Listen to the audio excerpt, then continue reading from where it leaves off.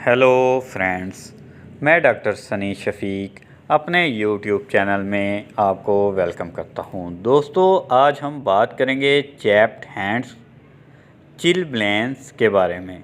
दोस्तों, ये दोनों मर्ज़ क्या है और इन दोनों मर्ज़ में कौन सी होम्योपैथिक मेडिसिन यूज़ हो सकती हैं, और दोस्तों ज़रूरी हदायत इस मर्ज़ में क्या हैं।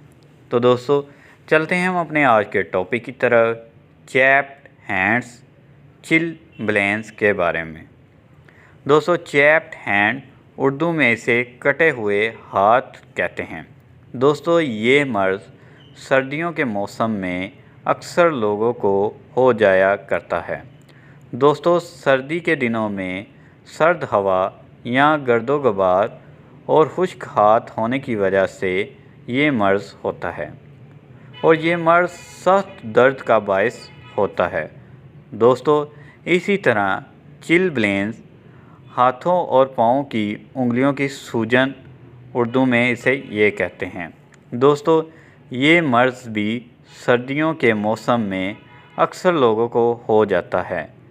ये मर्ज़ सर्दी की वजह से आपकी उंगलियों के अंदर खून की छोटी छोटी नसों में इन्फ्लामेशन हो जाती है। ये मर्ज़ 2-3 हफ्ते तक भी रह सकता है। ये मर्ज़ अगर आपको होता है सर्दी में, तो ये हर सर्दी में आपको होगा। हर मौसम जब सर्दी का आएगा, आपको ये मर्ज़ हो जाएगा। दोस्तों, ये मर्ज़ भी सख्त दर्द का बायस होता है। दोस्तों, अब इन दोनों मर्ज़ों में कौन कौन सी होम्योपैथिक मेडिसिन यूज़ हो सकती हैं।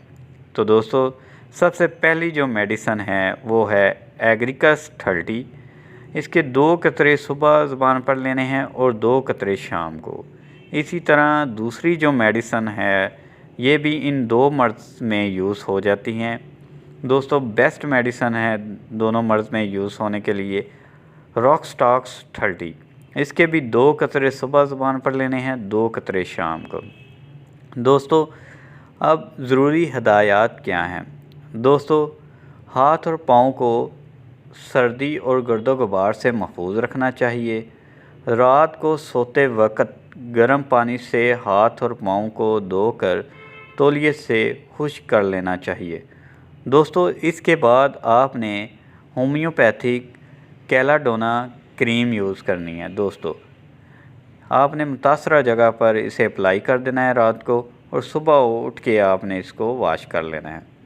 दोस्तों, जब आप इसको रात को लगा कर सोएंगे और सुबह देखेंगे कि आपको इससे काफ़ी आराम आ जाएगा। दोस्तों, ये थी आज की हमारी होम्योपैथिक्स मेडिसिन चैप्ड हैंड चिलब्लेंस के बारे में। दोस्तों, अब मैं आपसे इजाज़त चाहूँगा। खुदा हाफिज़।